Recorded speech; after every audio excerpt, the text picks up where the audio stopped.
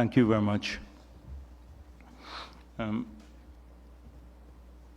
I guess the media has been very engaged in very enthralling debate that's taken place in the National Assembly.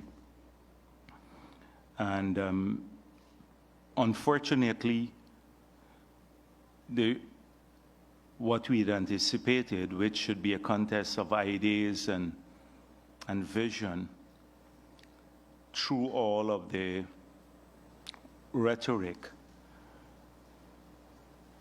that doesn't become very evident to people what we're hoping to achieve. So I just thought that in this more sober environment, that at least I can help to share the difference in philosophy between the two competing sides, and a bit of what we're hoping to achieve through this budget in the realization of the vision that we laid out some time ago through our manifesto and subsequent policy statements by the President. To understand the budget and the starting point from the two competing sides, we have to go back to the financial philosophy of the two parties. Often when we accuse the PNC, APNU, AFC of being a consumption-based party, a party that does not prepare for the future, a party that taxes and spend in a particular manner, people often judge us harshly. They say it's just a label. And so you do have to really examine the numbers to see if this characterization is an accurate one. And today, right at the beginning, I want to take you through some of these numbers so that you yourself can see that what we're saying is substantiated by their own policy. Now, in 2014, that was the last year that the People's Progressive Party presented a budget to the National Assembly. The total budget was $220 billion. The recurrent budget, or the current budget, was $138 billion, and the capital budget was $81 billion.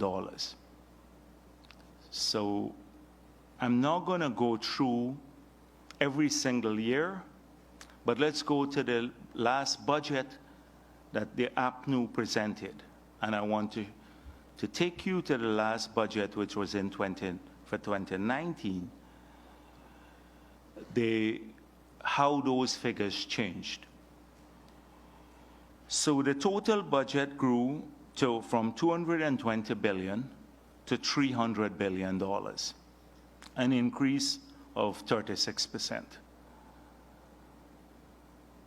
The recurrent budget, or the current budget, grew from $138 billion to $231 billion, an increase of 67%. And the capital budget declined from $81 billion to $69 billion. So what is the capital budget and that had little attention? In fact, the expenditure over a 5-year period declined on capital spending. And what is capital spending? Capital spending is where you build your schools, your hospitals, your roads, your bridges, your power plants, your sea defenses. This was accorded very little priority. They set up the basis for future growth in the economy, because if you don't have your port facilities and roads and power and all of these, what I spoke of, then you can't have long-term growth in the economy. And every country needs to invest in a major way to do that. So APNU, in the years they've been in office, they started off with $81 billion in 2014. In 2015, it fell to $39 billion, $52 billion in 2016, $56 billion in 2017, $59 billion in 2018, and $69 billion in 2019. On the other hand, the current expenditure, that is money to be for rentals of building and vehicles and other stuff, goods and services that you can't touch. Today we can't see it. The capital things, that if they had built them, we would have seen them.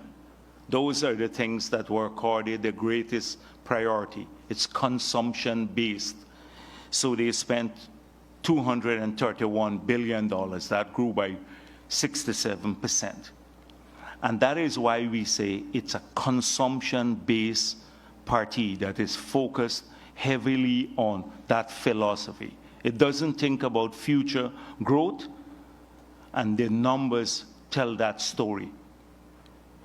On the same period, on the tax side, so they not only spent a lot, but tax revenues grew from $135 billion to $225 billion, an increase of about 67%.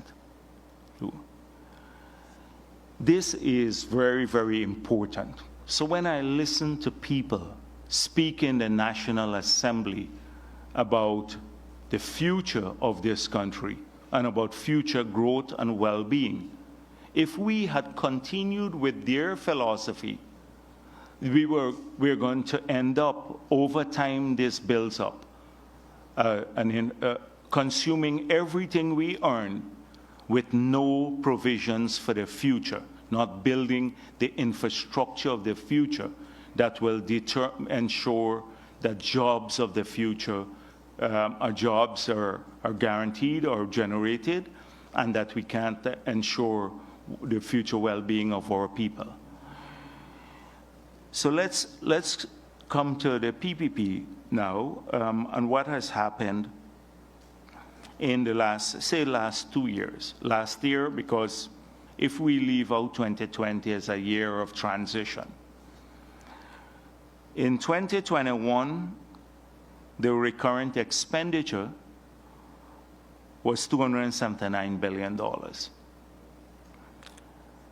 The capital expenditure had grown from $69 billion in 2019 to $103 billion. So immediately we increased it significantly by about $34 billion in the first full year in office. And in this year's budget, the current expenditure has grown, a first budget to be financed by oil and gas revenue. The current expenditure has grown to $335 billion, an increase of 20% from last year. And the capital budget has grown from $103 billion to $217 billion, a 110% increase. That is, we're building for the future. That's where we're spending our money, on the future well-being of this country, investing in things that the country will be able to see and touch, not things that all the spending they've had that disappeared because it's gone, it's current, you never could see it. And that left room for a lot of thievery. When you talk about corruption, people love to spend on the recurrent side because it disappears, you don't see it. So this is a very, very important point for us. Imagine us growing from the last budget that they presented, $69 billion on capital, to today, $217 billion on capital.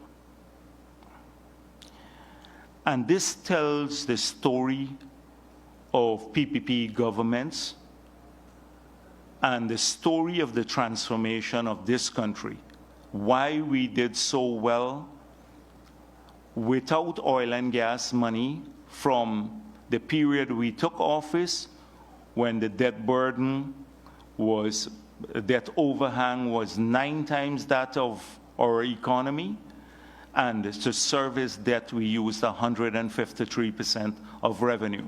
And by the time we left office, we were using less than 10% of revenue to service debt. And we had invested back in the roads and the power plants and the schools, etc., in spite of having to deal with that burden. APNU came back in government, and it went back to the philosophy that led to us in the 80s becoming one of the most heavily indebted country in the world, a consumption-led philosophy. So what you hear in there, in that chamber, this is the underlying philosophy that doesn't often get reflected in the presentations. And it's something vital if we want as a country to progress, we have to pay attention to, including the people who have been sometimes, they run off on the small issues and they miss the big picture. They miss the big picture. Oh, we didn't have enough money here, or we had too much there. But they miss this big picture. And I'm not going to belabor this point, but I hope that you in the media and many of the analysts would start following on this. And this is crucial too for spending oil money, because many countries in the world, when they had oil money or they got the windfall, what they did immediately, they started paying themselves higher salaries. They started pushing up the current budget of the country. And when the oil money goes, you're stuck with those expenditures. Or when you had a downturn in oil revenue, like in so many countries in the world, Trinidad and Tobago, we've seen it, Suriname, many parts of the world. If you spend on the capital side and you have a downturn in oil proceeds or revenue, you can simply forego or scale back on some of the projects because it's not recurrent. It doesn't come back in the next year's budget. And that is right from the beginning. We were determined. We made it clear in opposition that we shall not make the mistake of other countries. That when you get the oil money, do like what they're advocating, they spend all of it immediately on splurging on things that don't bring future benefits to our people and don't bring and lead to gross capital formation in a country, which is vital for future growth and for having a balanced economy, avoiding the Dutch disease, the dreaded Dutch disease. So that philosophy, we made sure that although the oil money came in, we maintained it. And we also went back to the philosophy, even when we didn't have oil money, we were investing in the future of our country every single year by giving higher priority to capital expenditure, which is vital. So that's the first point I want to make, that often you're not going to hear over there, but it's so important for future management of Guyana. The second point that we hear is that the budget is not pro-poor, as though APNU had pro-poor policies. So I want to take you through just a few of the features of the budget to show how although we had to maintain that philosophy on using the oil money to ensure that you don't have the change in relative prices, that how people's welfare in this country is a great priority in the budget and to the People's Progressive Party, and consistent, and how we remain consistent to the pledges we made to people when we campaigned, when we made promises to them. We want to fulfill those promises. So we promised to double pension in the 5 years.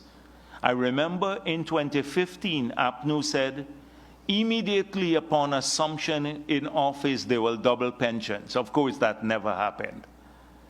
If you go to their 2015 manifesto, because that is a party that doesn't believe in fulfilling its manifesto, but we do. So we said we'll double it. So far, we have increased in the 2 years pensions by 40% in the 2 years. So we are on the way to doubling it in the 5 years. In the first year, we increased it by $5,000. And the total cost of that, additional cost to the budget, was $4.5 billion. This year, it went up another 3,000, so that takes you to 8,000, which is a 40% increase because it was on a 20,000 base. So how much more this year will pensioners be getting that they were not getting when APNU was in government per year? This year, pensioners will receive $7.2 billion more than they were receiving under APNU, the last year of APNU.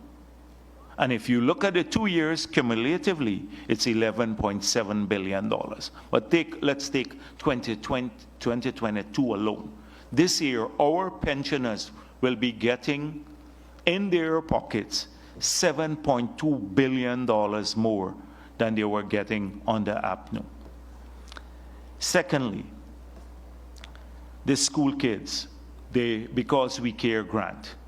So it was $10,000 in the last PPP government. It came down to zero under APNU.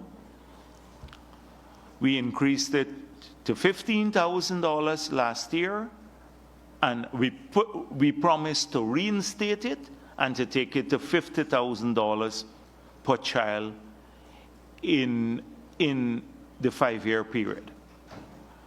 This year, we've increased it to $205,000, so that's a 50% increase. Or a 50%, not a 50% increase, because it was zero. It's an infinite percent. It was zero on the APNU. It's 25,000 now. So you can't even calculate the percentages increase because it was on a zero base.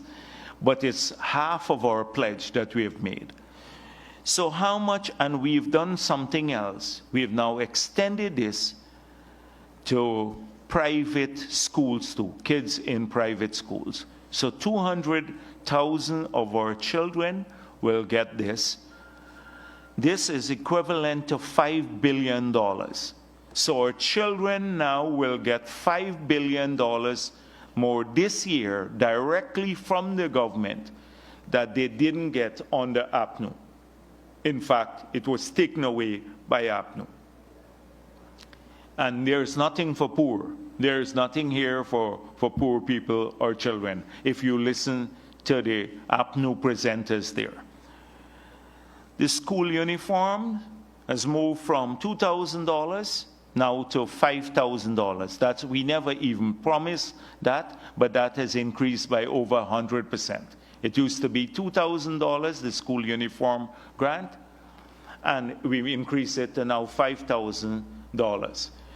So that will cost this year an additional $600 million, where that will go to the 200,000 school kids. On public assistance, it will increase to 800, they will get $840 million more than they were getting under APNU per year. So if you look at all of this, let's add down this list, only in 4 categories. That's $14 billion more just in these 4 categories that people will be receiving than they were getting under APNU. Only in these 4 categories. Let's move on. On the Gold Scholarship Program, that was not there under APNU. So 6,000 persons now have a scholarship, and we're spending $1 billion. We spent $1 billion last year. This year, we're putting in an additional $1.3 billion. We have another 4,500 persons who will get scholarships. In these 2 years alone, we will have 10,500 scholarships being given to people at the cost of over $2 billion. Now we promised to get 20,000 scholarships in the 5 years period. In the first 2 years, we're fulfilling that promise. This is going again to our people, directly to them. That's $2.3 billion. We have, APNU, removed the CSOs, the Amerindians, who were there, who were getting a $30,000 a month grant, and they're like a stipend in the communities. Nearly 1,972 of them were fired. So we rehired 2,000 of those people last year, and now the $700 million that APNU had taken away from the village economies was restored. And this year, the number will increase to 2,500 CSOs, and it will go up to $900 million. So the people in those communities will now have 2,500 people who were not working under APNU or getting that stipend, a small stipend, not real salary. They will get that back, 2,500 persons, and their $900 million will flow into the village economies.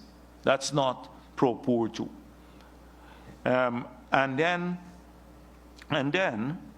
the 10,000 house lots. We've given out in the first 2 years more house lots distributed than APNU did in the entire 5 years, on the way to 50,000. We put in the budget this year enough money to do another infrastructure for about 30,000 house lots, because we promised to 50,000 new house lots. And that is not pro Purtu, because this is mainly low-income housing, not high-income housing.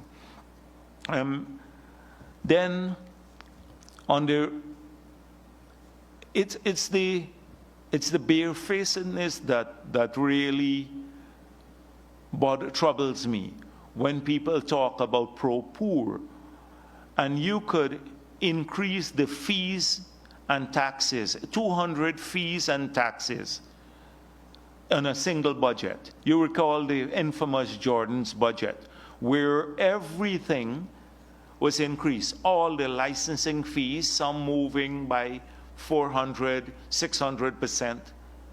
They don't recall that we immediately, when we came into office, we cut those by 50%, the fees, and we removed back the taxes. Many of them were affecting poor people, including taxes on data and water and electricity and a whole range of food items, etc. When you look at the cumulative value of that, in 2020, it was about $40 billion. Now it's about $50 billion of our tax measures. So that's $50 billion that people had to pay in taxes that they're paying less now. That still remains in their pocket. And they talk about being pro-poor and pro-farmers. And then you remember increasing taxes on fertilizer, on pesticides, on the poor farmers. These are poor people too, who are barely struggling to make a living, to increase their land and water charges by 300%. You recall a lot of those issues. They forget it. So this whole rhetoric about being pro-poor and not that the budget is all for rich people, it's an utter nonsense. And when you compare track records, that is what I just did. So we have a provision making a deductible if you go and take private insurance now, medical insurance. You get to be able to deduct that, or up to $30,000 from your taxes. They didn't need that because you recall the government had a special medical scheme for ministers that they put in place. And that scheme, they were supposed to, government pay half of it, and they were supposed to pay the other half. They never did pay the other half. So you ended up with the government paying all of it, the premium. So they had a preferential scheme put in place for ministers and their families. So they didn't have to worry about a measure like that if you want to take private medical insurance. But we did that in this budget. And the fact that we remove taxes on heavy-duty equipment and all of that sort of thing, and we level the playing field between our bidders and the foreign bidders for the oil and gas sector. It had been a complaint of our private sector, and it fell on deaf ears on the APNU, that the concessions that were given to the oil and gas companies were then extended to the foreign bidders. So when they bid for ExxonMobil, say, job or some job in the oil and gas sector, they would bid net of taxes. And the local people had to bid with taxes involved. So they were placed at a competitive disadvantage. Now we are saying if anyone is bidding for those contracts, the same treatment that the foreign companies get, our local companies would also get. So if they're bidding net of taxes based on the agreement that APNU signed with ExxonMobil, then our locals have to enjoy the same benefit. And it's part of correcting the wrongdoing. So I hear them talking about, trucks and all of this, people getting waivers for truck. If we want to build out the infrastructure in this country, all the highways and stuff, we want more competition. We want our local people to own more trucks and the contracting industry to expand. We need this badly now to build out this aggressive capital program we have. We have to help people to do that. They're obsessing with those issues. That is for rich people. Well, it's not just rich people. It's a guy who might own one truck and want to set up, supply sand or something. Now he could afford to make an investment in that. So a lot of poor people are going to benefit from this. The rich often find ways of getting creative accounting. Poor people often get the brunt of the taxes. And so a lot of those, if you hear the obsession, it's a rich people's budget, or they choose those measures, the waiver of the taxes on capital equipment, etc., as an indicator that it's a budget designed for the wealthy. It is not. It's consistent with our vision of getting more of our people involved in business. That's the reason why we passed the local content policy, the law. But I'll come to that in a moment. We set aside, since we got into office, the COVID grant. We got money directly to people. The flood relief. We've set aside, because we're concerned about the cost of living. In this budget, apart from all of the other things, we have set aside $5 billion for measures when we discuss with people, we want to make sure that when we discuss with the workers and others, the most affected sections, we can then fund the initiatives to alleviate some of the price increases that they face. You can't deal with it totally because it's imported inflation. A lot of the prices that we simply can't do anything because the acquisition cost has gone up, freight has gone up. But we can and we should find ways to address cost of living too, because it's affecting many of our people. And we intent is there. We set aside a sum in the budget for it to be rolled out in consultation with the people of our country. So I will not go back. I'll not go into any great detail again, because you have heard the presentations there from the ministers about all the other measures in the budget for people, for our communities. You know, we're spending about $3.4 billion on hinterland roads, community roads. They don't see that as benefiting people. About $15 billion now on coastal community roads, and in the town as well as in the villages across our country, on the coast, across the region. That's huge expenditure. You know, under APNU, the last areas, you probably have maybe total expenditure $2 billion for that, $2-3 billion for roads in these areas, because they put little emphasis on capital. Now we see community roads as important, a major provision for it in the budget. These are all may not be directly poor, but it goes, if persons can have better roads in their communities, it's also helped them in many, many ways.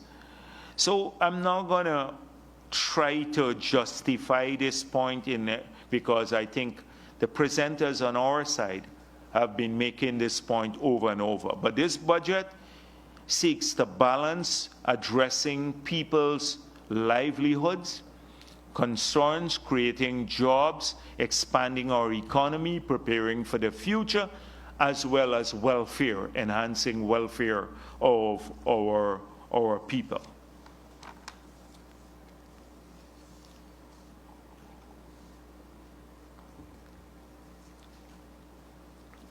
Let me deal a little bit with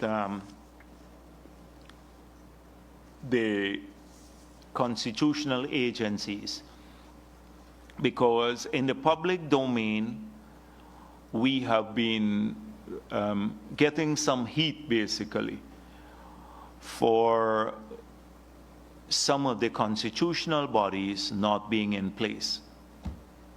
And at least two of them came to an end in the period when the Parliament was just in recess.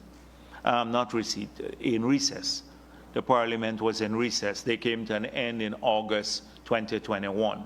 The Parliament was in recess until October.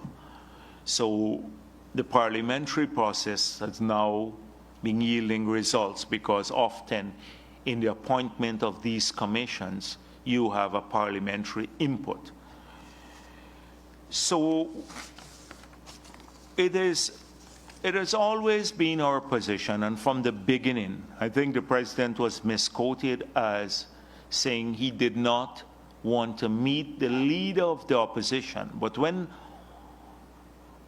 the question was posed to him about engagements with the leader of the opposition, and he said, until there is an acknowledgement that this is a legitimately appointed, a legitimately elected government, there is no room for that engagement to move forward. However, he made it very clear that in his constitutional role, we're mandated by the Constitution to have to consult with the leader of the opposition. He was going to discharge his responsibility. So there are several commissions now that we anticipate before the end of February that the president will meet with the leader of the opposition. If by then there is a new leader of the opposition, we're hoping that matter would be resolved shortly. And on that point, let me say that we're vindicated too. You'd recall several times I said that engaging with Mr. Harman might be an exercise in futility, given that he may not have had a mandate from his party. And we were proven correct, that he never had a mandate from his party, although they had a very disappointed show, and Mr. Norton was elected, where only less than maybe about just over a third of their delegates. You need some water? But I drank from this one already. Okay, you can drink from that one. You good? I'll give you time to recover.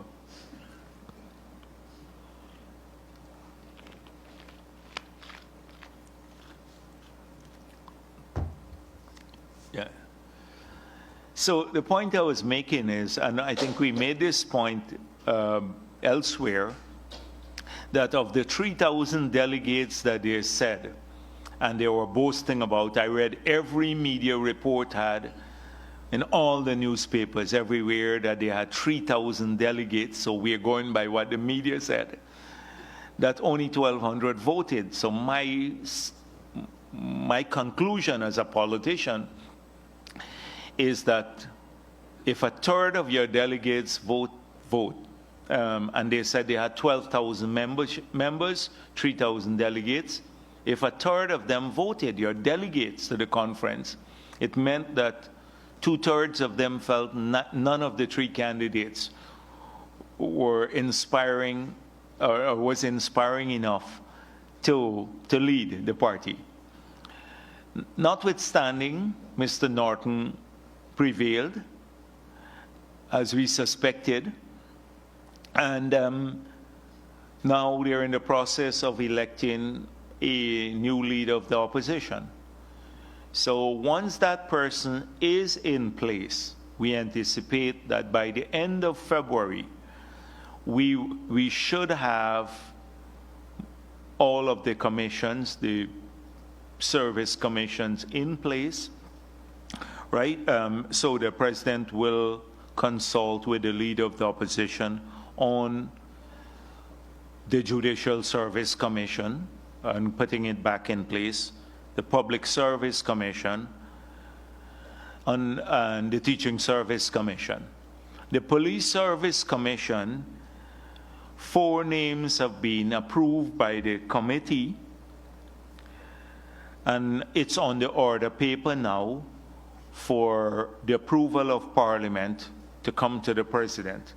And I suspect once that comes, the president will then proceed immediately to appoint the Police Service Commission. So we anticipate that all of the commissions would be fully operational by the end of February, because the consultation with the leader of the opposition will take place.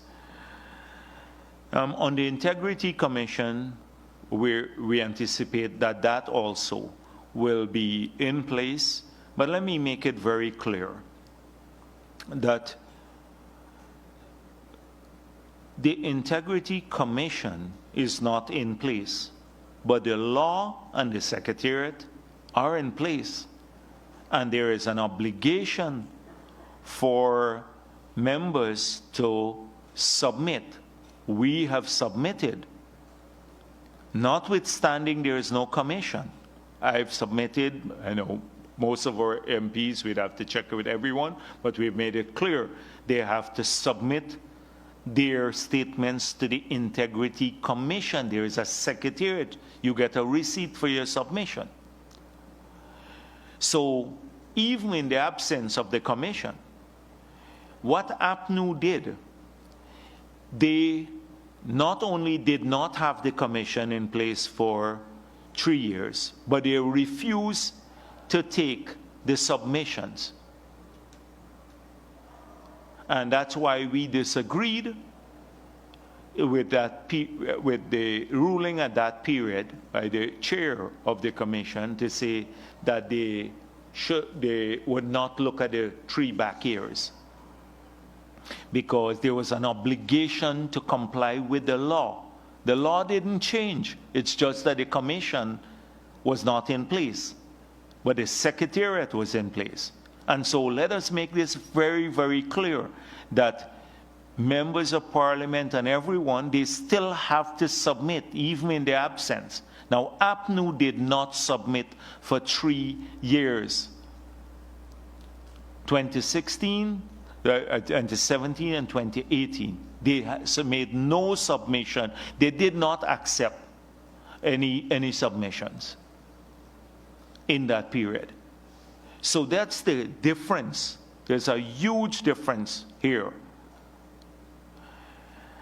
And so we anticipate that that also will be in place before the end of February. You know that the Parliamentary Standing Committee for Constitutional Reform met on January 18th, and they are meeting again on March 8th.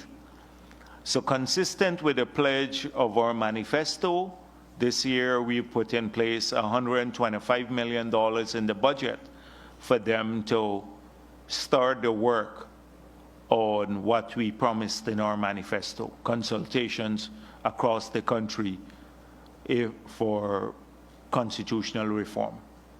So we are hoping now that the budget is in place and they had their first meeting, it's a parliamentary committee, that they will set up the basis for the consultations. We'd already, in our manifesto, because we saw a farcical approach by APNU, to talk about constitutional reform. So we made it clear that we were going to define the model in our manifesto, so people had clarity. And we said 5 from government, 5 from opposition, and 10 from civil society. That would lead the process. And then the recommendations will come to the full National Assembly. We still remain faithful to what we promised in our manifesto to have, and we want that process triggered. On the Public Procurement Commission, the 5 names have been settled, and there's a draft motion now to be approved by the PAC. So we're even hoping that by the end of this month too, that the PAC will meet, approve the draft, so that the President can then proceed to appoint the Public Procurement Commission. So this month we're hoping that most of these constitutional bodies, that they will all be in place by the end of, that is by the end of February. The Representation of People Act, the reform, you would recall that we had 6 weeks for the consultation. We've extended that period. So far, Minister Teixeira said to me that we have had very few submissions as to what, from the various persons. We've had very few. We were expecting an avalanche of suggestions and ideas and stuff. So most likely we'd have to meet soon, look at the submissions we have, see if they can have an impact to improve transparency and predictability surrounding the electoral process as defined by the ROPA. And then we will incorporate those comments as far as possible, and then take it to the National Assembly for debate and passage. And so we're hoping that maybe within the next month or so, we can also spend time now, because people have had over 3 months of public consultations. We put it up on the website. We ask people to make submissions, that we can move the process along to get to the National Assembly. They will be crucial, we believe, for holding local government elections as a test run, because many of the measures that we are putting in place in that bill could then be implemented in the local government reform, which is greater predictability surrounding selection of people, training, the manuals, publication of the manuals, counting of results, publication of results, all of that. Initially, when it came out, we heard a very uninformed comment coming from the opposition, that we're trying to split up Region 4. It's absolutely untrue. In the last engagement we had, in the last elections, I shouldn't say engagement, that was a long-term engagement. It was just an affair. It was like, it lasted a long while. So they had the different tallies being done by the East Coast. We had results with the East Coast, East Bank, South Georgetown, and North Georgetown, because of large numbers. So they were tallying and giving subtotals for each of these 4 areas. All we're saying in the new law, not splitting up Region 4, all we're saying is that you should put, instead of having one RO responsible for the whole region, given the large number of votes, which are like East Coast or South Georgetown has maybe 3-4 times more votes than another region, some smaller regions, then put in separate individuals to run all of these places. So you're not splitting Region 4 up. But they said, the purpose of the bill was to split up Region 4. And that happened in the last election. It's just that Mingo was in charge of all four areas.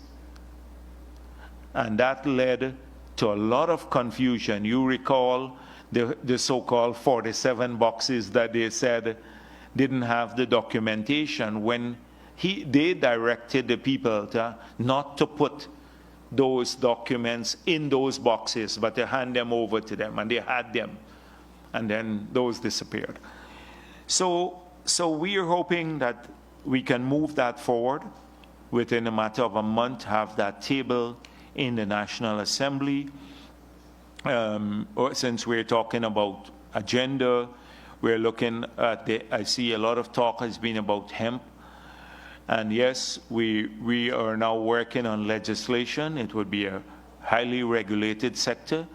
And please, we don't want 100 persons coming now. Everybody is representing the hemp industry now. We have had a flood of people coming in. It has to be, the law would be passed first. It would be debated in the National Assembly, tabled there, and then have to have an orderly development of the sector, without any abuse. So since I'm on these agencies, I saw there's been a lot of editorializing about the Transparency International, and whilst they haven't been bad about the general improvement in Guyana and the other countries have made, that maybe we slipped 2 points on the index. And so, frankly speaking, I'm very surprised we've only slipped 2 points. Frankly speaking. And because and my fear is that we could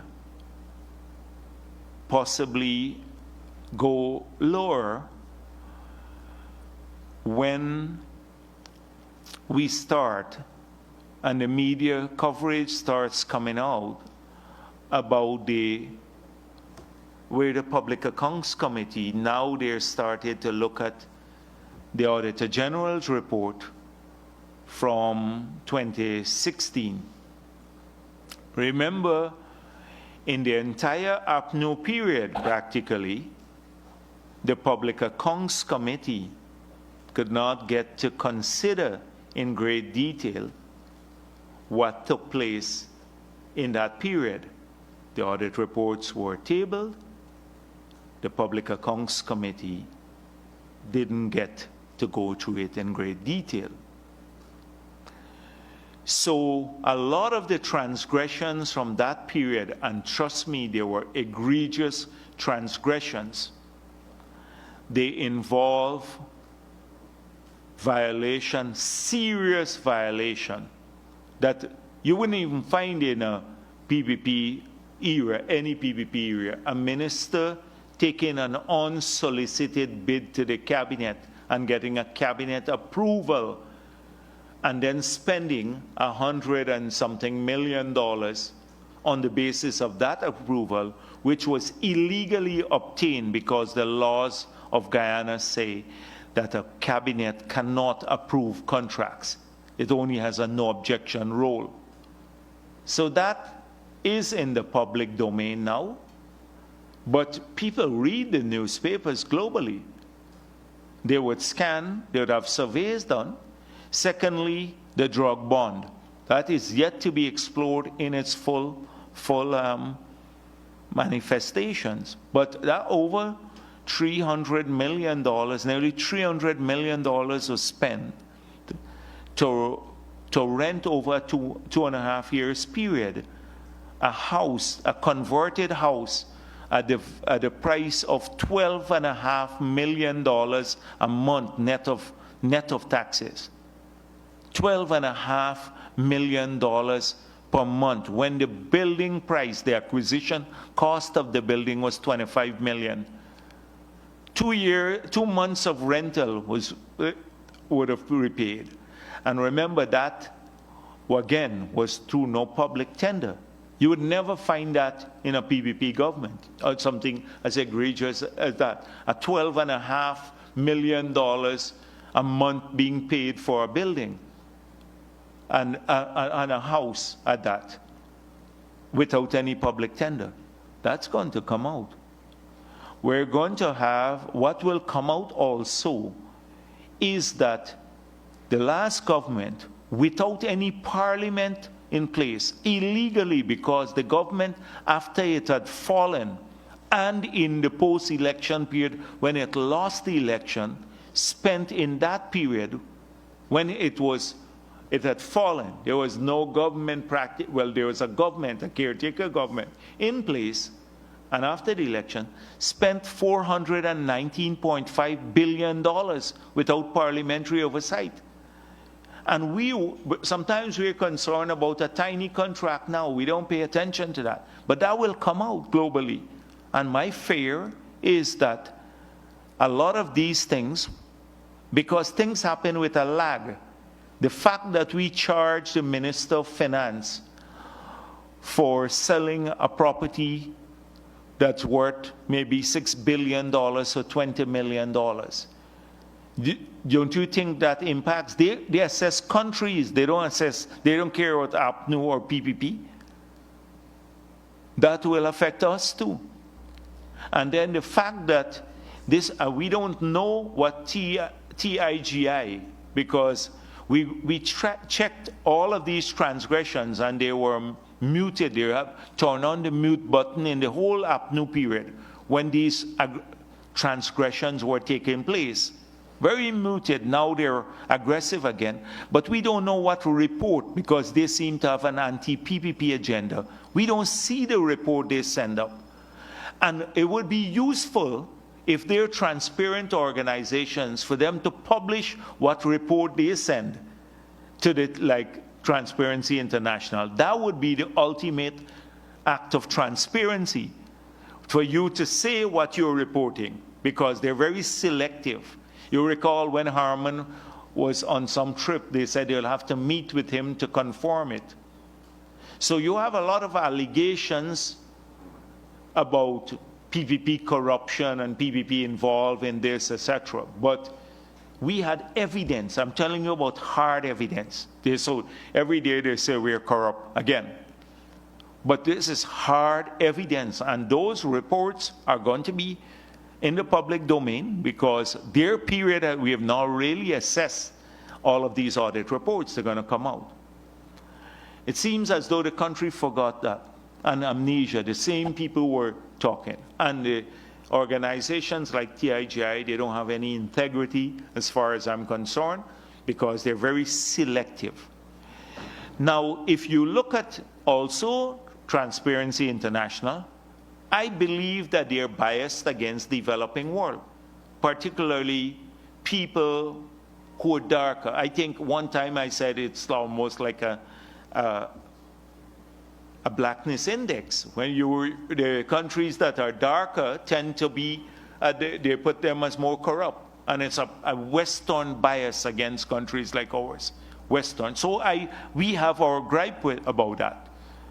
But on a factual basis, if you look at these things, there may be justifiable cause for the index or us slipping on the index.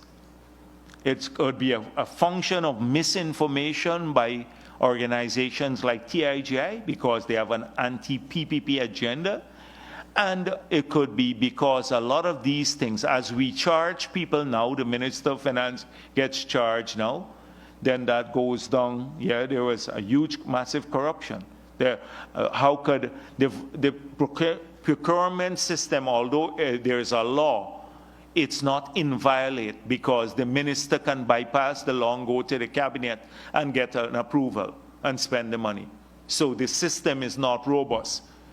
TIGI looks at the judiciary too. And you see the variance of decisions that we've had over the elections court case. We've had an assessment, not a flattering assessment done by the judiciary. It's not just executive performance. And thirdly, they look at civil liberties. Now, what was the worst thing? Who tried to snatch away our greatest civil liberty, which is freedom? Who tried to snatch that away from us? First, by violating the Constitution several times, and we had to go to the CCJ to get that corrected.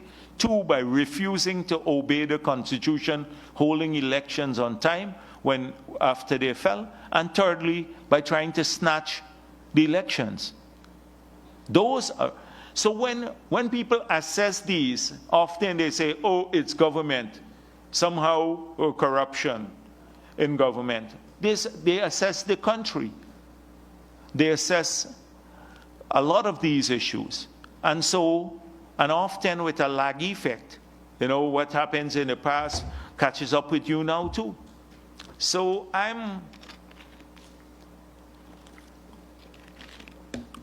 we have to demonstrate that we have a robust system, and that is why systems are in place. We go out, we have a procurement law, we are insisting on following the procurement law.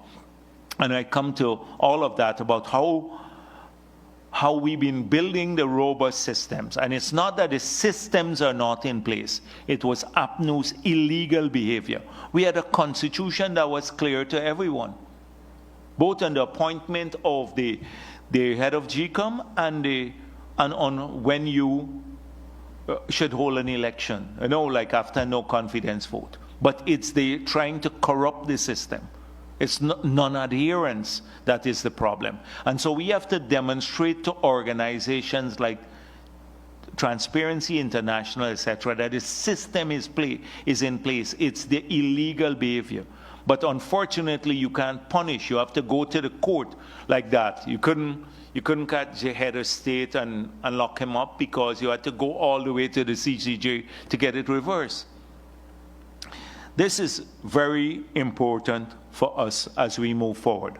So I know when you assess these things, there are going to be a lot of people assessing, but they just look at, APNU speaking about the movement on the TI, their Corruption Perception Index, and they may be the largest contributor to that movement and may affect us long into the future as their wrongdoings and misdeeds surface, and they will surface. So let us now talk a bit about the Natural Resources Fund. And so this is again generated a lot of press and opinions.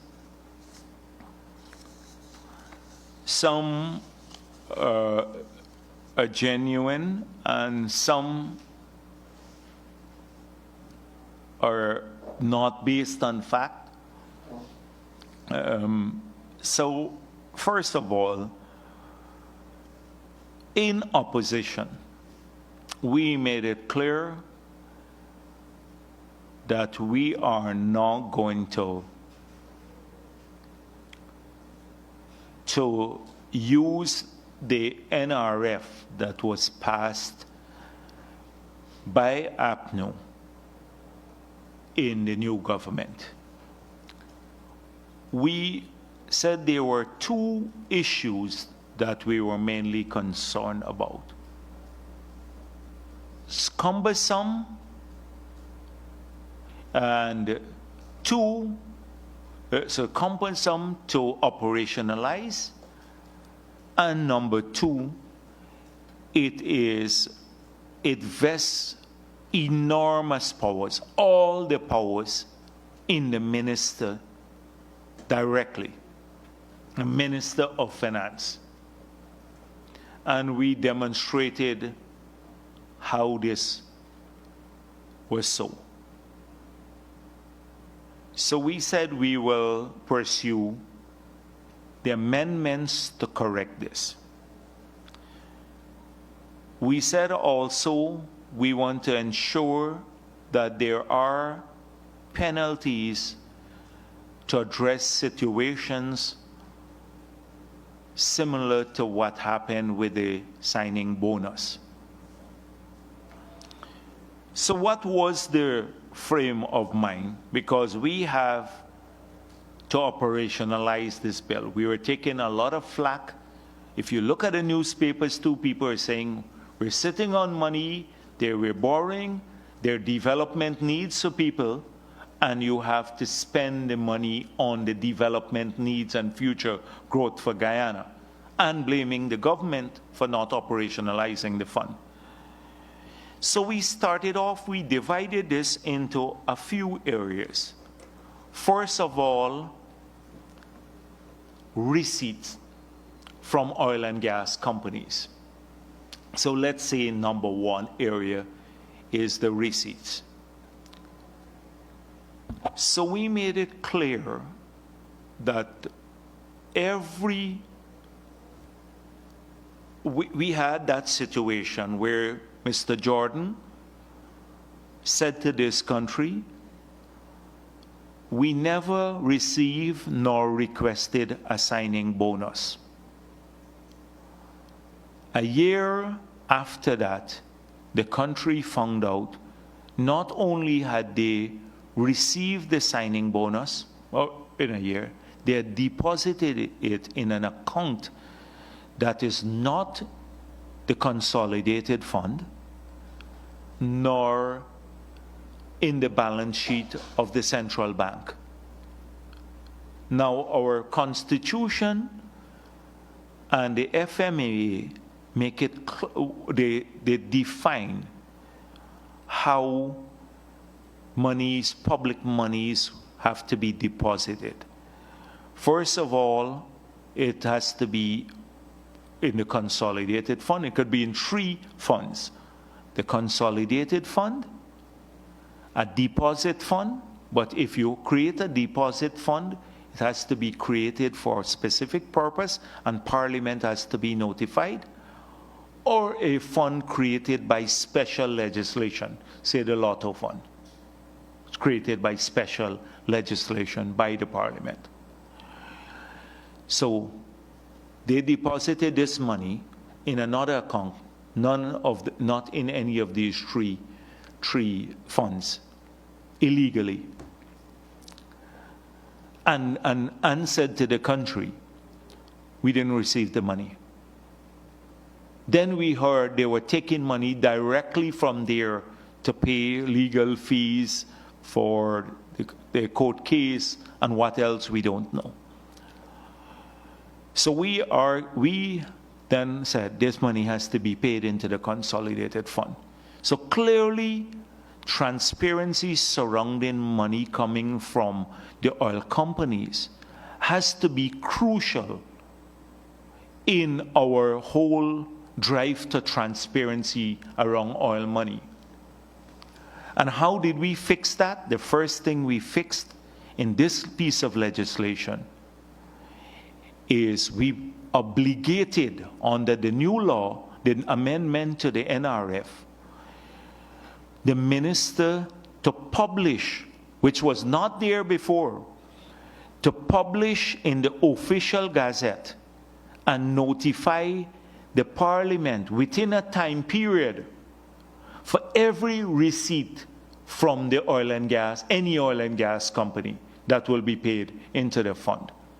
So if it is royalty or profit oil or any other receipt that goes into the natural resources fund, immediately or within a period defined by the Act, the Minister of Finance has to publish that in the official gazette, and they have to notify Parliament. So Parliament knows how much money we receive, and the citizens of the country would know because it's in the official gazette. So at the end of the year, you don't have to guess, you don't have to wait on a government report. All you have to do is to go to all the official gazettes and you add down how much money we receive. And if the figure differs from what the government produces, then you can say, what's going on here? Because the minister has to report every year on money received through the report from the board of directors. It will have to come to the parliament. So there is great transparency, which was not in the old act, surrounding receipt of funds now. So what if the minister doesn't do this? Well, the law says he goes to jail for 10 years. 10 years if he doesn't publish that in the official gazette or notify the parliament. For every single transaction, every time there is an oil lift or a royalty payment, he has to do this. That's the ultimate in terms of transparency. That was not there in the old act. Jordan could receive and hide the money, which he did. Just receive and hide it. Nothing there. That's point one. So surrounding receipt. So this new act has made the receipt of funds more transparent. The people of our country will know now how much we're receiving. And they don't have to wait to the end of the year. They get it as it comes in, they will know.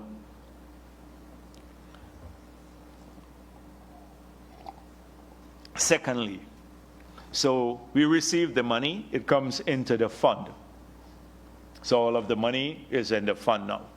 How does government withdraw from the fund? That's the second thing, the withdrawal process.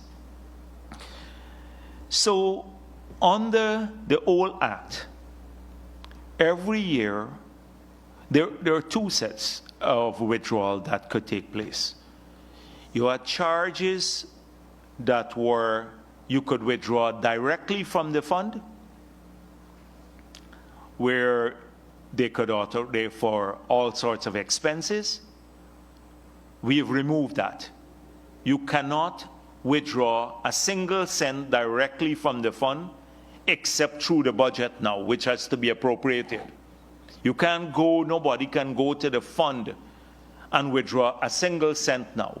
In the last act, you could have charges that were directly funded from the NRF. That's been removed now. That's one. We remove that. So if the money is not appropriated in Parliament, you can't withdraw.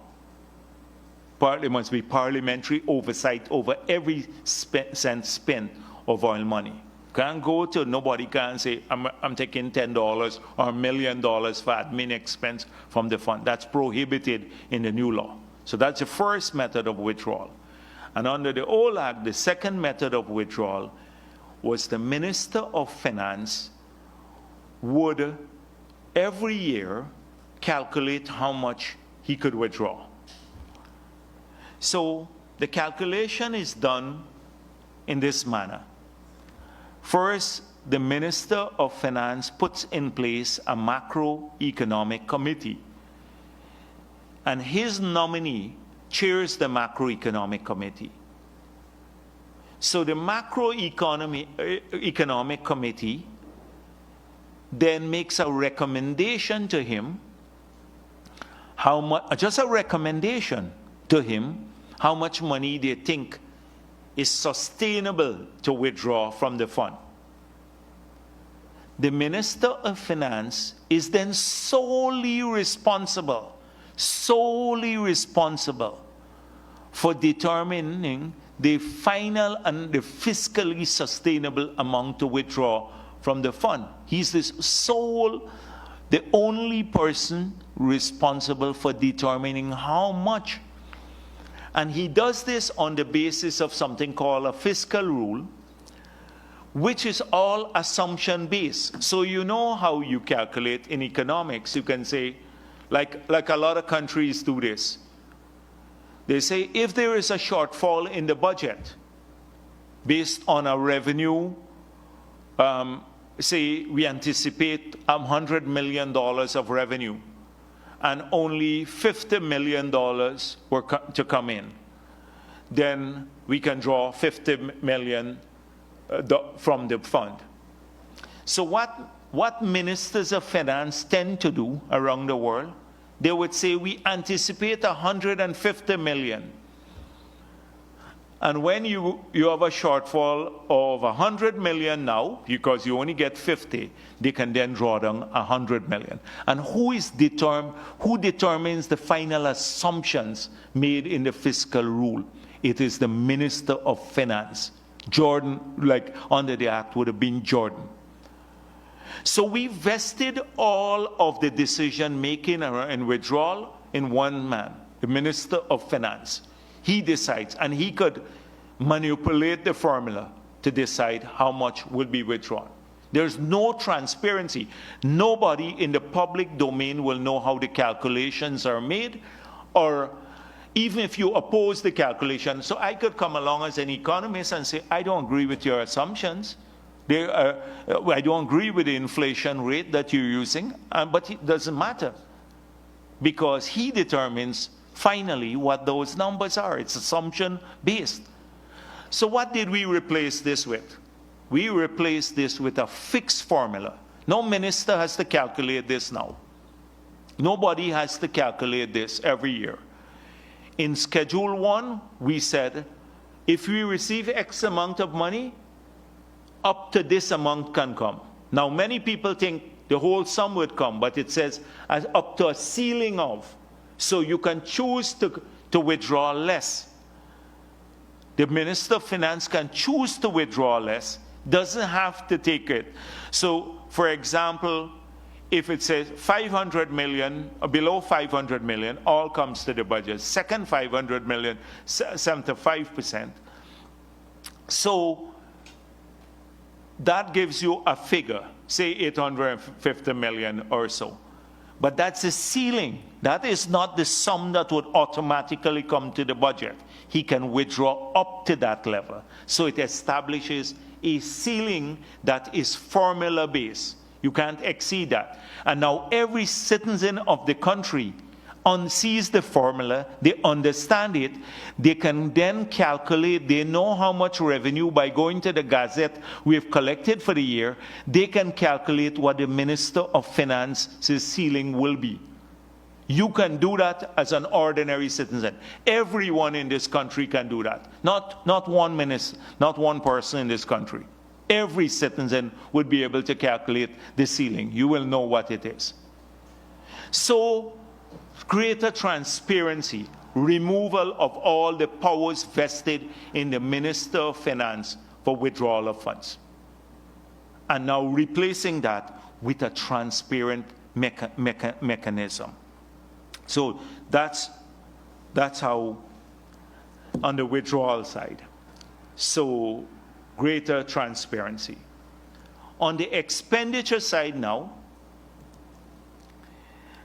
so every cent gets paid into the consolidated fund.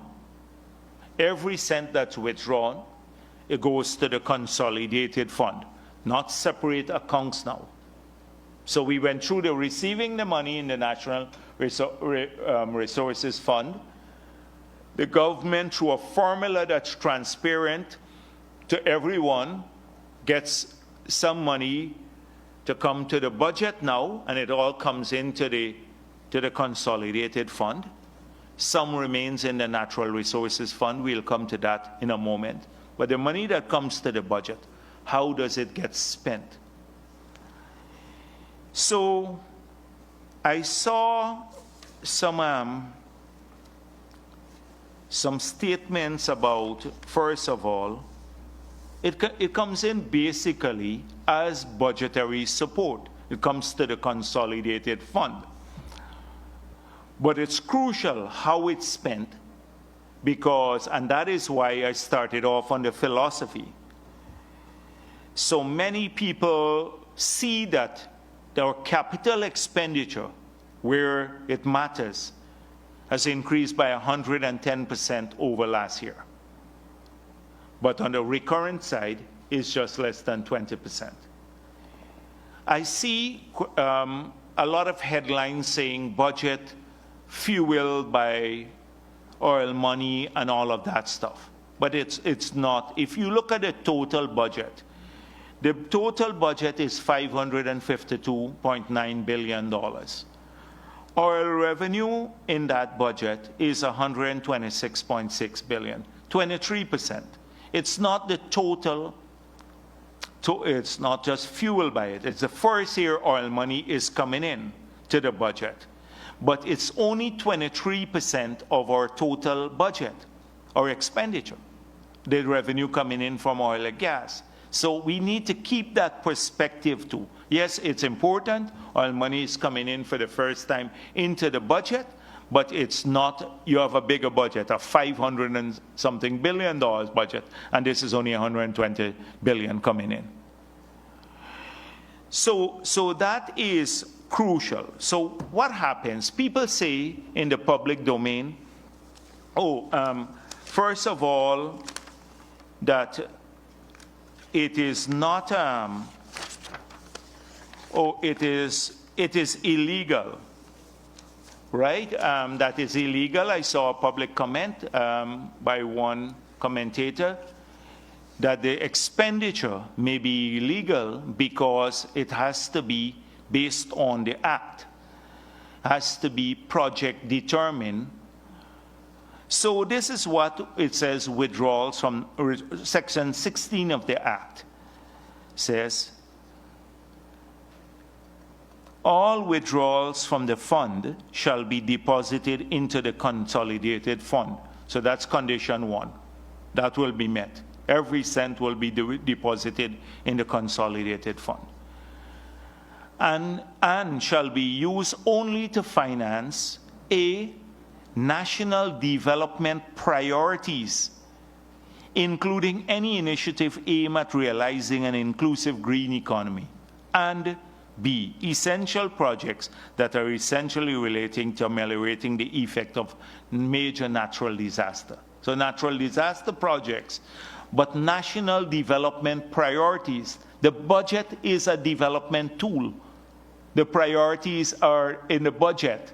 If we had to choosing to give our pensioners, that's why we say selective cash transfer, we would explore that. We put that in our manifesto. We can explore that, and we're looking at fulfilling our or obligations to certain categories for children, older people, etc.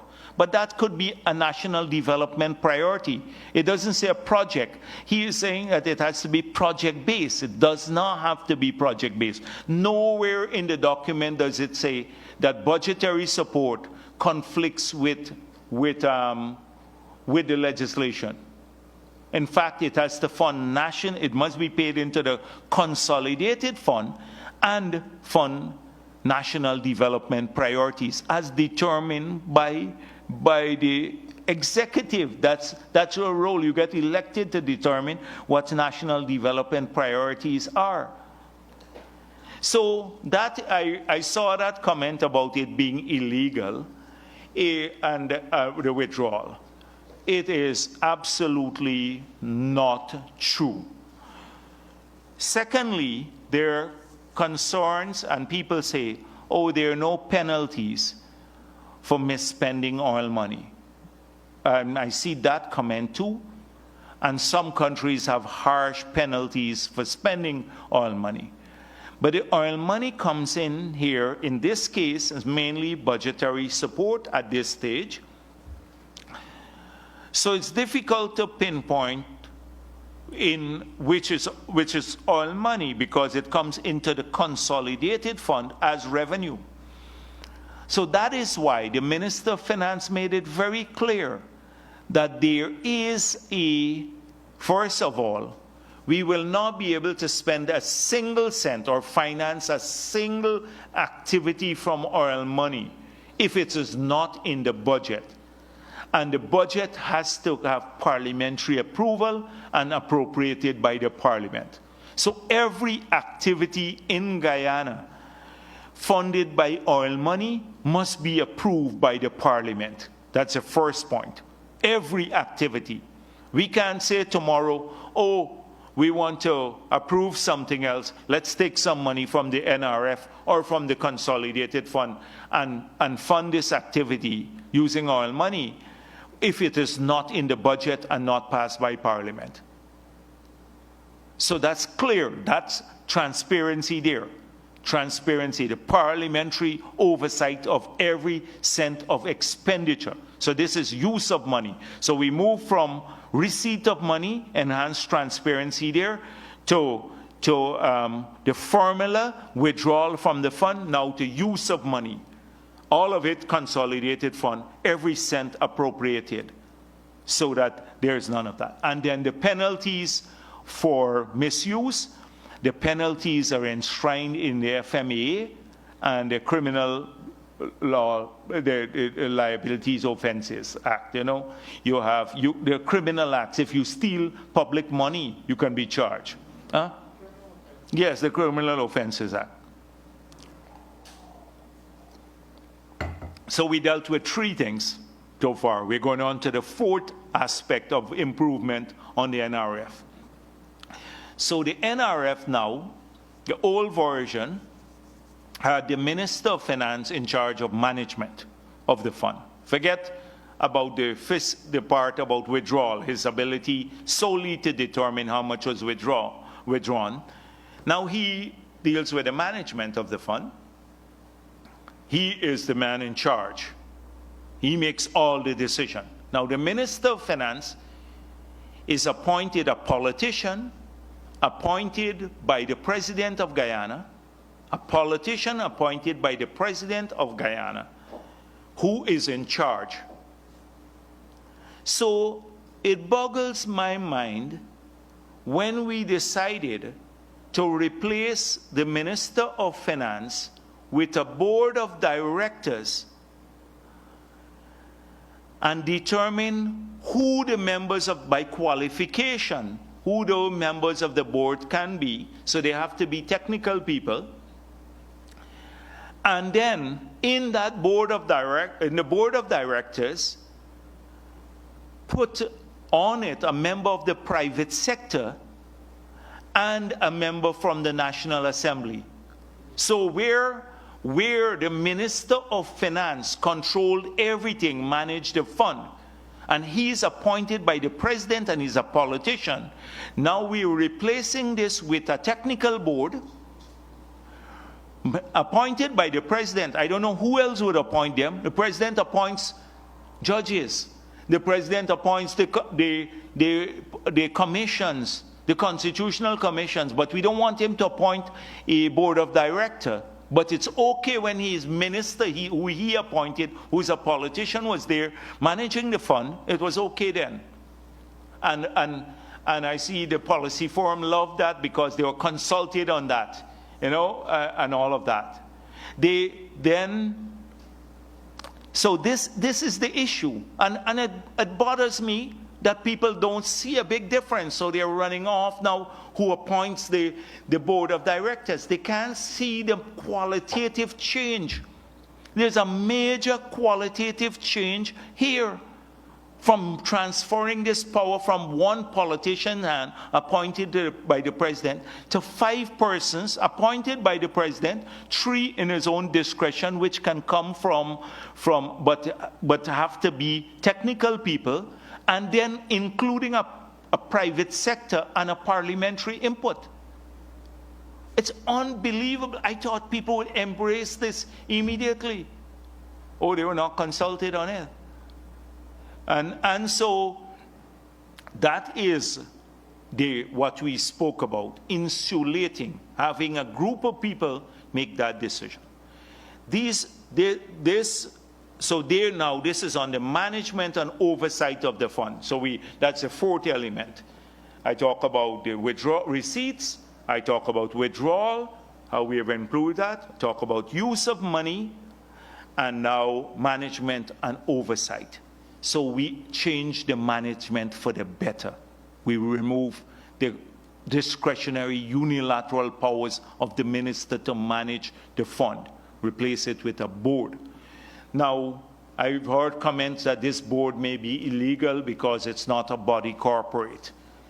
Now, we sought a legal opinion from the Attorney General Chamber, cited 3 examples: the Guyana Act, Trinidad and Tobago, Norwegian Act, where the board of directors is established in each case by the law itself. You don't need to have them incorporated under the Companies Act.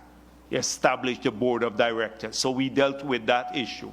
It is the board of directors is set by the act, and there is precedent for this in many countries. So coming back to that board now will have to submit a report to the Minister of Finance. He has to table that report to the Parliament. For obviously, it would be debated in the Parliament. That's on the management. Oversight, there were 22 organizations, totally cumbersome. You can't have 22 organizations. You have to pay them, and I think some of their charges would have been directly on the fund. 22 persons from all sorts of groups. So we decided to shrink the group. It's now nine representatives, 2 from labor, 2 from the private sector, 3 from religious organizations, 1 from the professions, and 1 from the National Assembly. So we are putting in now somebody from the National Assembly that has to have the approval of both sides on the oversight body.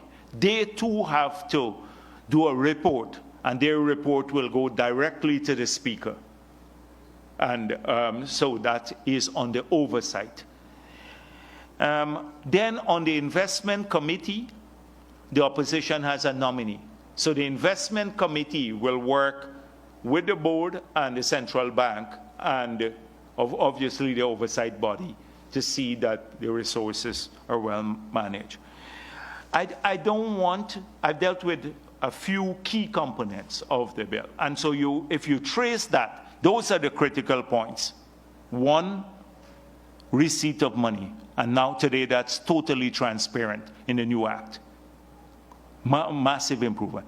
2, withdrawal. That's transparent too, and that is formula-based. Remove the discretion of the Minister of Finance.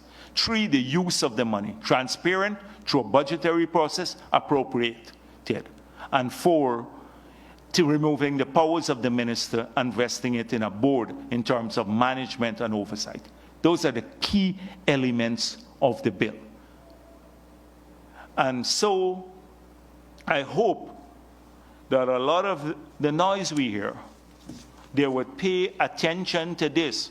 They're more concerned about, there were a few, oh, we're not consulted, the bill was rushed in. We studied every organization and what they've been saying for a while. It's not like we drafted this in a vacuum. And let me make one other point, is that in the bill itself, we built in a mandatory review every 5 years of the first schedule. So that is where the formula is based. So take, for example, if we withdraw, say, 600 million this year, but we start in 4 or 5 years' time, we build all of our highways that our people need. We build all the power plants. We build all of our hospitals. We're looking for 7 new major hospitals, upgrading Bartica, Linden, New Amsterdam, all these hospitals. We complete that task. We could easily change the formula. We built in a review to take less from their fund and save more. So as you finish the national task, build out the infrastructure, so too could the formula be adjusted, but it will have to be done transparently in Parliament so the whole country knows it. And we built in that mandatory review in the legislation itself. And as I said before, is this legislation cast in stone? So assuming as we go forward, assuming we see something egregiously bad about the legislation, including in discussion with civil society, and it's egregiously bad, we can easily go back and adjust it. We can easily adjust it. It's not a fix in stone, but now it becomes operational. It's a vast improvement over what was there. It gives more transparency to the ordinary people of this country, not 1 or 2 persons that would have only known about this. That's what we've done here. And we are very pleased that we have done so. And it's in fulfillment of one of the promises of our manifesto. The second one that we passed, the local content legislation. We made it clear the people of this country must benefit from the industry. And I'm not going to, that issue has been ventilated extensively about how our people are going to be protected and whatever we need to do to protect Guyanese business, Guyanese individuals and business from getting jobs. So we have to be very cautious too. Suddenly people are coming in for like passports and stuff. We have to be very careful. Getting a Guyanese citizenship now suddenly has become enormously valuable for many people. Some people I know from who would never look back to Guyana in all these years. Now they're looking for a great-grandparent who had Guyanese blood to get a Guyanese passport because there's value to it. And we want to keep it like that and grow it in a way. Not to be exclusionary, of course, but our people have to benefit from these opportunities, and we'll do whatever it takes, including leveling the playing field, as I mentioned earlier, on the tax side. And so these are the 2 pieces of legislation.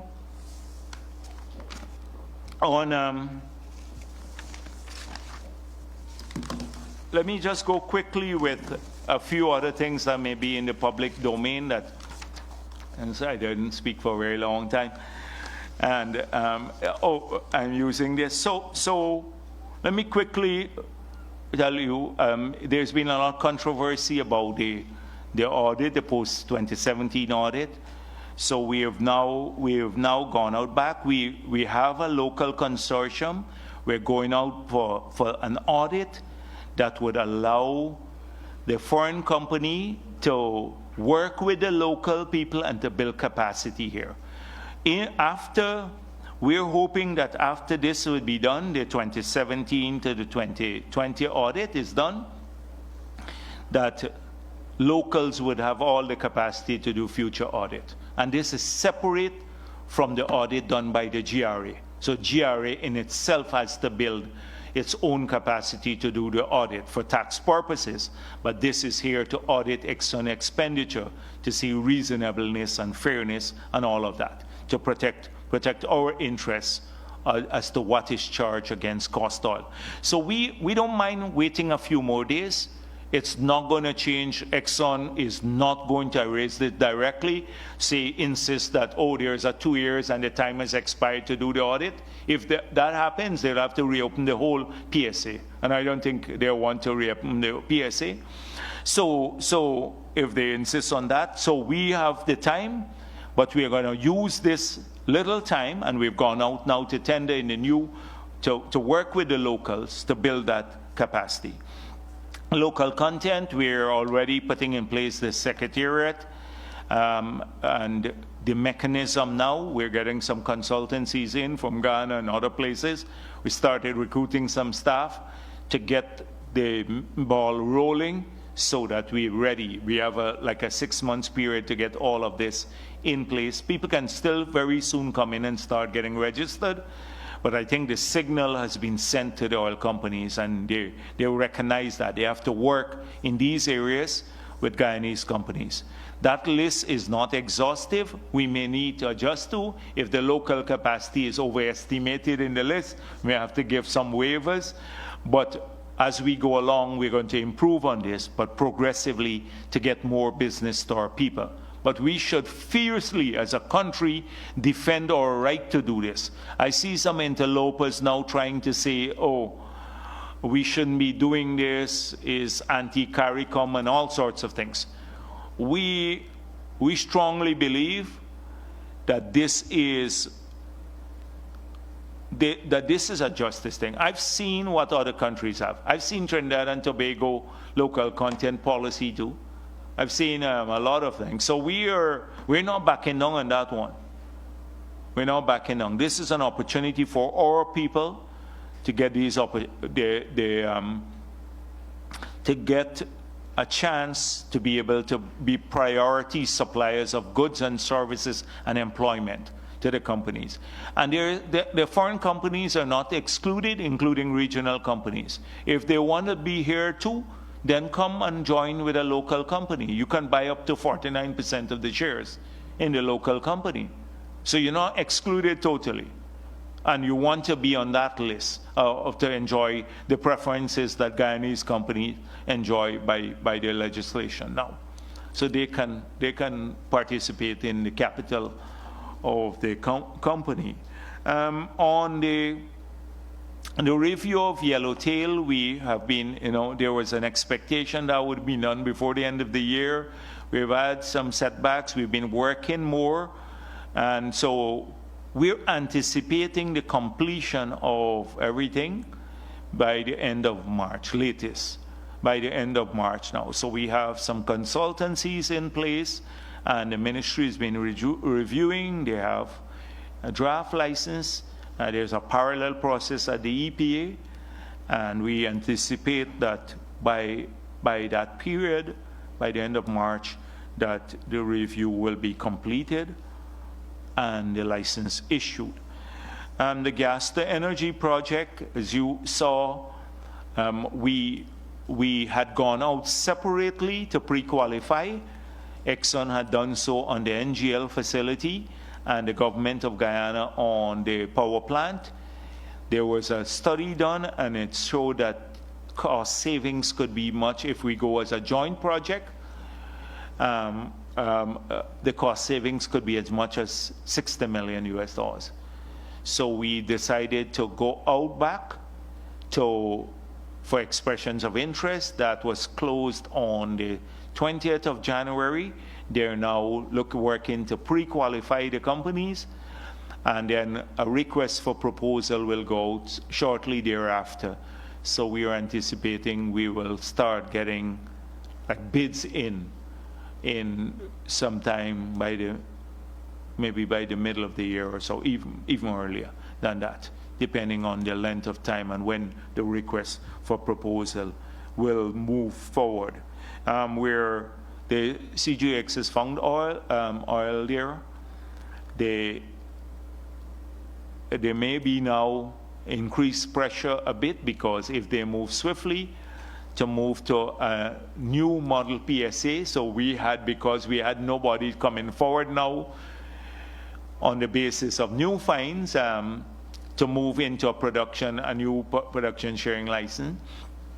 But given that there may be some urgency now to move with a new draft PSA that will correct many of the things that we found wrong with the last, the one that was signed with Exxon. And we made it clear in our manifesto and elsewhere that there will be a new PSA, that any new entrants into the oil and gas company, they would have to come in under those conditions, not the conditions that ExxonMobil did.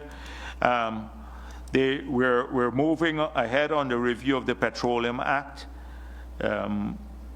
So these are some of the things we're working on. On the LCDS, as you know, we have put it out for consultations. There are technical briefings now going on with various interest groups. And we have next week the first meeting chaired by the President, the multi-stakeholders meeting, to advance the consultation process. We're hoping to finalize that soon. So I think it might be going on for a while. I have about 8 issues more. So, right. Thank you very much. Yeah, so I take questions now.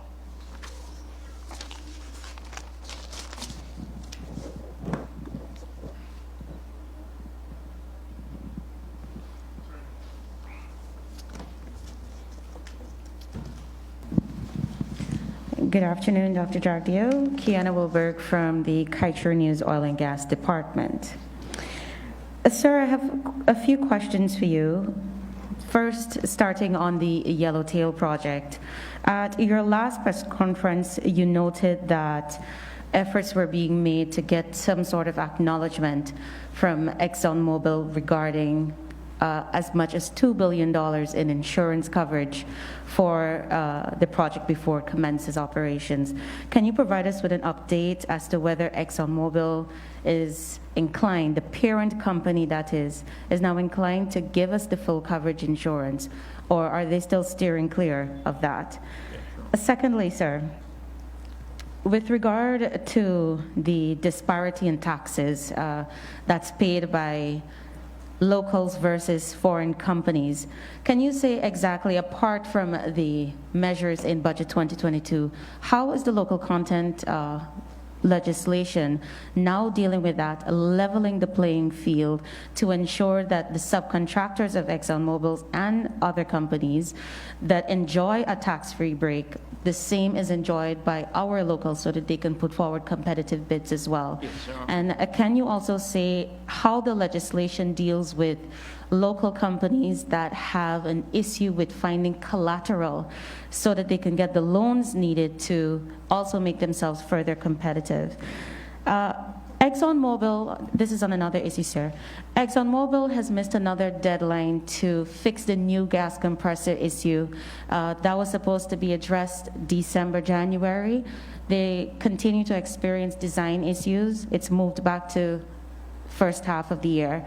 Can you say if there are going to be any sort of punishment or increase in flaring fees, given that the deadline has been pushed back again? And on the CGX matter that you mentioned, can we anticipate to see better terms in the deal that is likely to happen when CGX decides to go into a production sharing agreement? I'll stop there for now. Sure. Okay, all right then. So let me start with that. The last point, yes. The answer is yes. So the PSA will see better terms for Guyana than the one that was signed for Stabroek Block. Let me just say that. That's the idea, the entire idea with drafting a new PSA and addressing some of those concerns. I don't want to get into too details because I can go through some of the issues that were raised about royalty rate and ring fencing, and all of those issues have to be looked back, tax treatment, whole range of issues.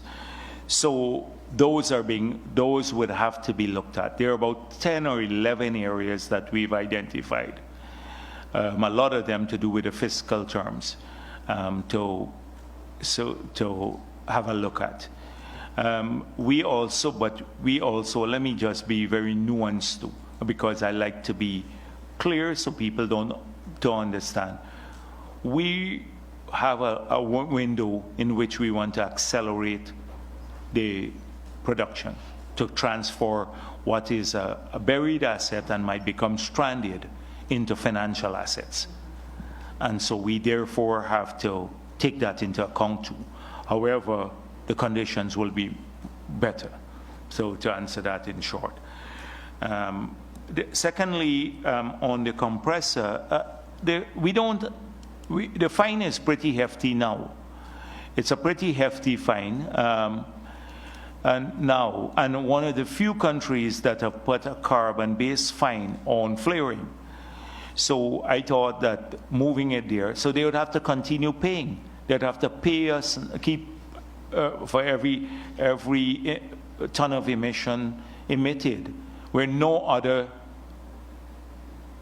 emitter in Guyana pays for, not from any factory or anything else.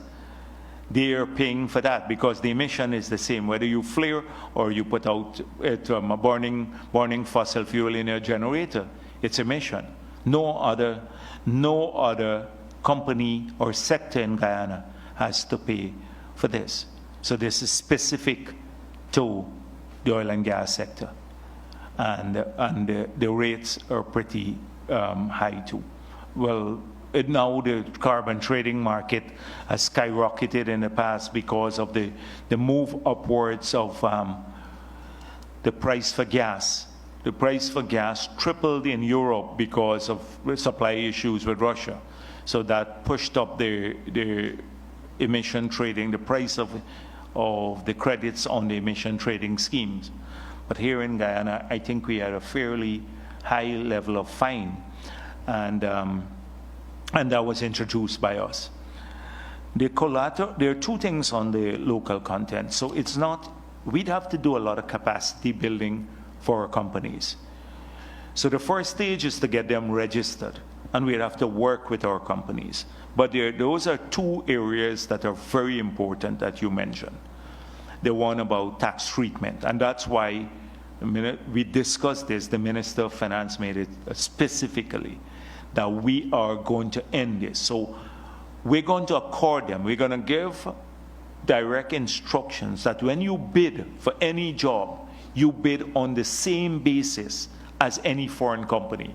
You don't have to put any taxes in it, net of taxes. So that's what I said. You bid, you submit bid, net of taxes. So that's why I'm pointing out that wherever Exxon has passed on its fiscal benefits to its suppliers, the local suppliers have to get the same treatment. So if they passed it on to Schlumberger or Halliburton or Trinidadian company, then the local people can't be placed at a competitive disadvantage. So we are firm on that. That's going to happen. They know this. This is a public statement we made, and it would be treated that way in the GRA and everywhere else, the Ministry of Finance. So that's one. And most likely we'd have to, at some point in time, create the legislative tool to do that, because the budget often is a statement of intent. Legislation often comes to give effect, but we can do this administratively now. Secondly, collateral. And so this issue came up in the consultations with the local companies. A lot of them may get a contract, they win a contract, but they can't raise money using the contract. And that has a lot to do with our commercial banks and the instructions from the central bank, how we treat collateral and what we can use as collateral. So the Minister of Finance will have to, I possibly be part of that meeting, I would have to ensure that we work out an arrangement where people can raise funds against verified contracts or contracts that they win, already. And this happens in some countries. So, and the commercial banks they're willing to go this route too. You understand what I'm saying?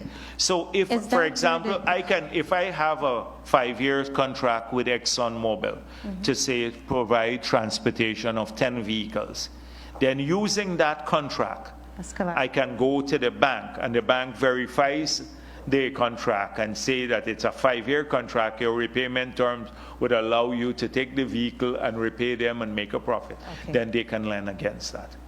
So that is what we're exploring to bypass some of the collateral requirements. And the insurance license, yes, the insurance. This is ongoing discussion, and it's done mainly at the EPA. So that was their position, the EPA position on the table. They've been negotiating this. So the EPA, at the end of the day, we'll see this in the.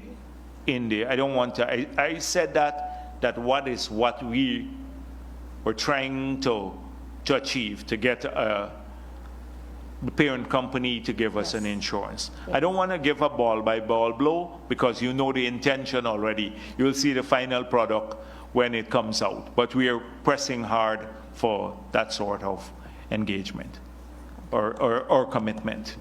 Okay. Thank you.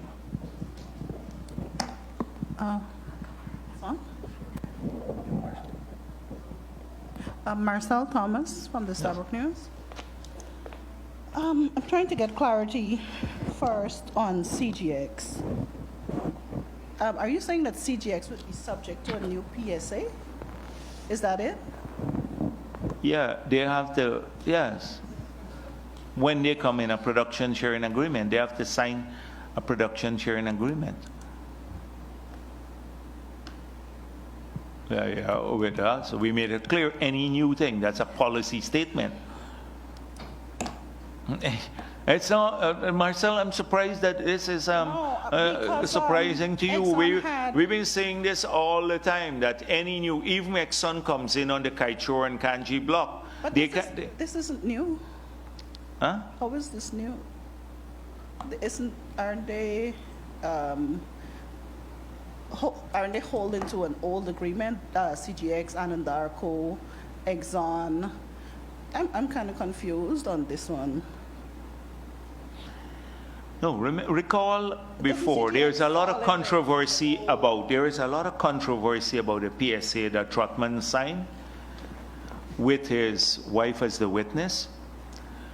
The agreement, I shouldn't say that, maybe a thing, but it's true. The agreement that was signed, that agreement, there's been a lot of controversy about it every day. I saw even Patterson saying now conveniently, when he was general secretary of the party, they didn't want to renegotiate. His boss signed the agreement, and the address on the agreement, the local address, is the law office of Mr. Nigel Hughes. So all the AFC thing. So that agreement, and everyone is saying that doesn't give Guyana a fair share of the proceeds. So we made it clear that at this point in time, we will not renegotiate the agreement. Right? And from opposition. We then said, however, that any new PSA that has to be signed, so to develop any new area into production, they have to sign a new agreement. Mm-hmm. And that agreement, in that agreement, we will seek to correct some of the disadvantages of the one that was signed. So when they're ready to move into that, they'll have to come to the government, CGX, to move into, say, production or the development phase to work out that new agreement. Still on oil and gas. Has Exxon signaled to government that the Liza Destiny FPO would be done in March. And I wanted to They know could if for how very well long. have. I don't remember. I don't have day-to-day responsibility of the sector. It's easy to ask the minister. There's a minister. I don't know if they signal to him, because those would be routine transactions. I deal a little bit on the policy side. I deal with the policy issues mainly and stuff.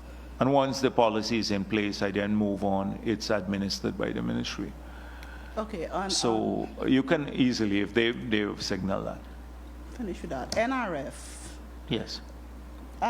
that issue, it keeps being repeated that Parliament would have an oversight. But how do you account, Parliament is both opposition and government, how do you account for the opposition's input when government has a majority, and government can very well use that majority, or would very well use that majority, to nominate their person on the board for the NRF? Okay. So there's always that possibility, but we want to make sure that we have somebody that has the confidence of both sides, and we will aspire to do that.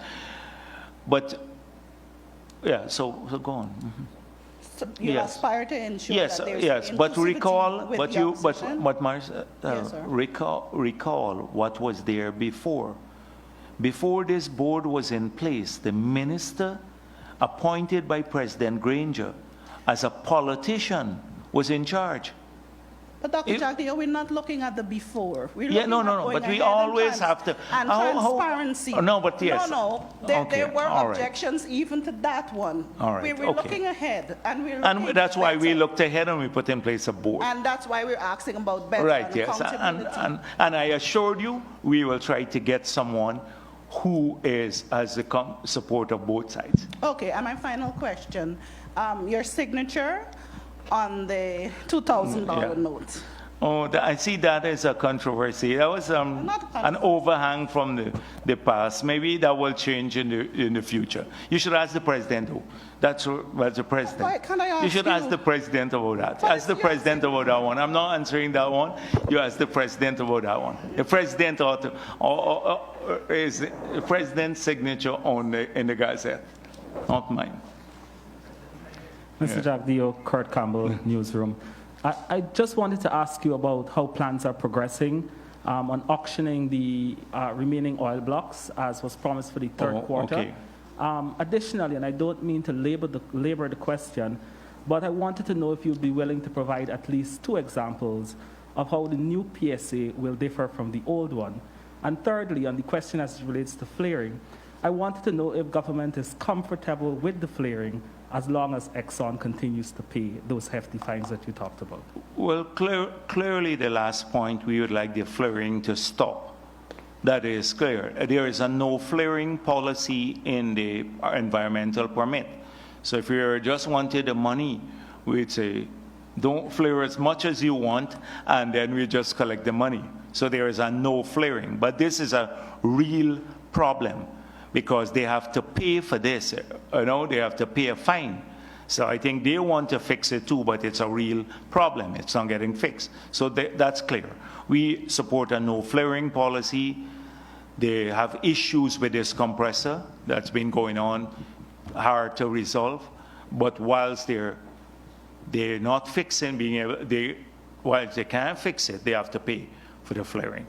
The one about, as I mentioned before, I don't want to get into the details, but I just mentioned 3 areas earlier, like ring fencing, fiscal terms, rate of royalty, all of those issues can come back in the new PSA.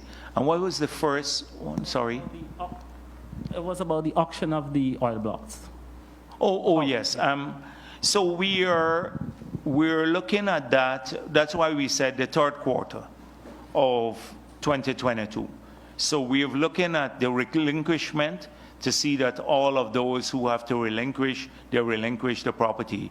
We're yet to make a determination, however, and we've been receiving lots of advice that we should pay and go with the seismic. that you could possibly increase the value of the blocks if you auction them. But that also has a downside. If the seismics don't come out well, you may have less of an interest, and it requires upfront expenditure. Or alternately, just auction the blocks off as they are, and then you may get a price. It may not be a very high price for the blocks because people don't know what's there. They don't have seismic to interpret. So that we have to solve that issue one way or another. And then there's been a third suggestion, something that we'd explore a long time, but we may have to return to, that whether we want to vest all these blocks into a national oil company.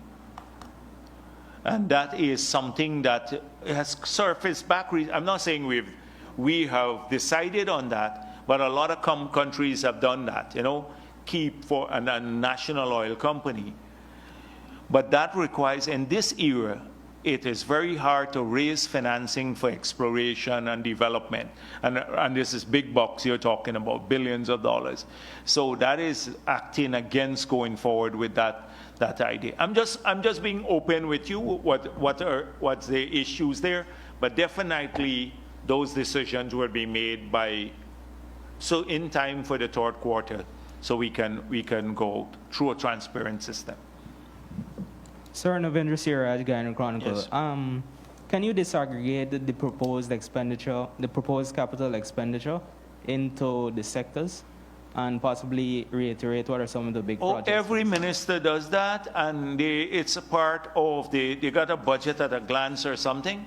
There's a budget at a glance. So if you do that, I don't want to go through that here. I want to deal mainly with the policy. So just look at the budget at a glance. It tells you how much money in each sector. And there are really great initiatives there. Like we have $300 million for small business. We have, like I didn't mention this yet, we have money to give temporary employment to over 8,000 people in Guyana because in areas where you have low employment.